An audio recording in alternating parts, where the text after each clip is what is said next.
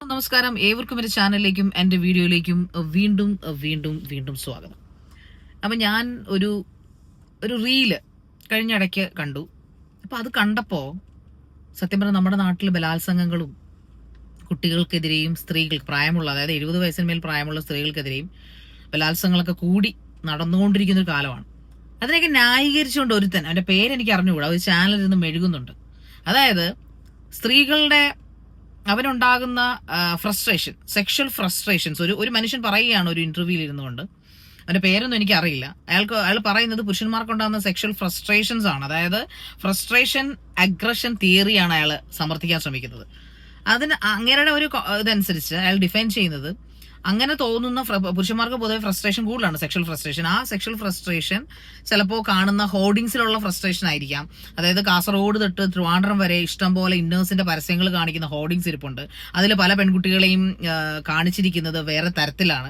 അപ്പൊ അത് കാണുമ്പോൾ ആ പെൺകുട്ടിയെ പോയി റേപ്പ് ചെയ്യാൻ പറ്റത്തില്ല, ആ പെൺകുട്ടിയുടെ ആയിരിക്കുമല്ലോ കാമം തോന്നുന്നത്. അപ്പൊ അവളെ പോയി റേപ്പ് ചെയ്യാൻ പറ്റാത്തത് കൊണ്ട് ആ ഫ്രസ്ട്രേഷൻ തീർക്കുന്നത് പിഞ്ചു കുഞ്ഞുങ്ങളോടും അല്ലെങ്കിൽ പ്രതികരിക്കാൻ ശേഷിയില്ലാത്ത അമ്മുമ്മമാരെന്ന് പറയേണ്ടി വരും.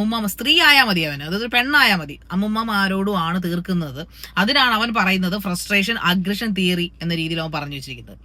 സത്യം പറഞ്ഞാൽ ഇതിനെ ഡിസ്പ്ലേസ്ഡ് അഗ്രഷൻ, അതായത് അങ്ങാടി തോറ്റത്തിന് അമ്മയുടെ നെഞ്ചത്തെന്നൊക്കെ നമ്മൾ പറഞ്ഞു കേട്ടിട്ടില്ലേ എന്നും ഇതിനകത്ത് തിരിച്ചു കമന്റ്സും വന്നിട്ടുണ്ട് ഈ ഒരു വീഡിയോന്റെ താഴെ.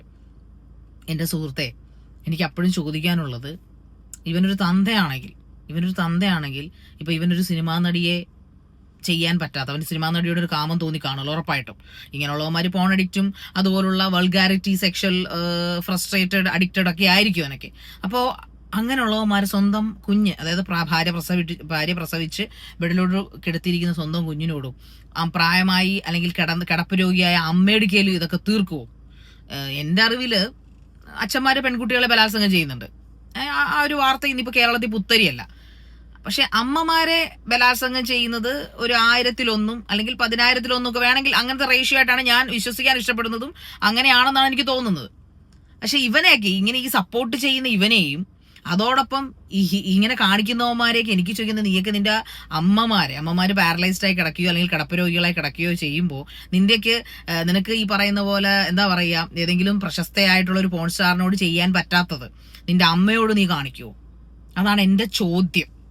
ഈ ഇരുന്ന് പ്രസംഗിക്കുന്ന ഒരുത്തനുണ്ട്, ഏതോ ഒരു അനോമിലി ചാനൽ, അതാണ് അവന്റെ ചാനലിന്റെ പേര് എനിക്കറിയത്തില്ല, ഏതോ ഒരു അനോമിലീസ് പറയുന്ന ഒരു ചാനലിലായിരുന്നു പ്രസംഗിക്കുന്നത്. എന്തായാലും കൊള്ളാം സുഹൃത്തെ, നിന്നെ ന്യായീകരണം വളരെ നന്നായിട്ടുണ്ട്.